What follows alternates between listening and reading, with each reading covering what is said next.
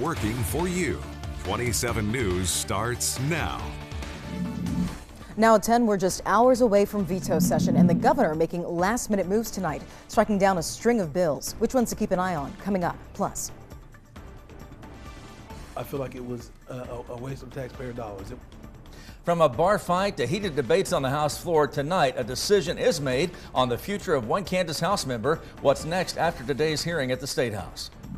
And a judge shutting down an attempt to let Topeka voters weigh in on property taxes. But one man is fighting back tonight. What he says he's doing next.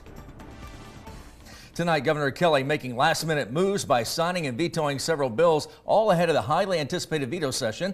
Good evening. I'm David George. And I'm Rebecca Chung. We'll get to some of those bills in just a couple of minutes, but we are expecting to see a lot of votes tomorrow at the Statehouse. Some bills may push past the governor's vetoes, but then others might fall short. We begin with Fox 43 News anchor Rob Hughes, who joins us in studio with a look at what's at stake. Rob? Rebecca and David, good evening to you. Well, this session, many of the governor's vetoes were quickly overridden by the Republican supermajority.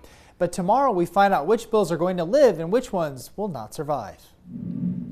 The 2025 Kansas legislative session was shorter than normal. This session, I would just argue the Republican majority was not overly interested in negotiating with the governor simply because they had such big numbers on their side. Professor Bob Beatty with Washburn University says if the Republicans can get all their members to vote, they can override Governor Kelly's vetoes. Many of the bills actually override Governor Kelly's vetoes, and that will be over a series of a day or two, one after another. Thursday's veto session is expected to be very busy. What we're going to see is a lot of votes and a lot of detailing of whether a bill survived Governor Kelly's veto or not. Some bills might not be overridden if leaders realize they don't have the votes. Many of these bills that we're seeing her veto are sort of technical.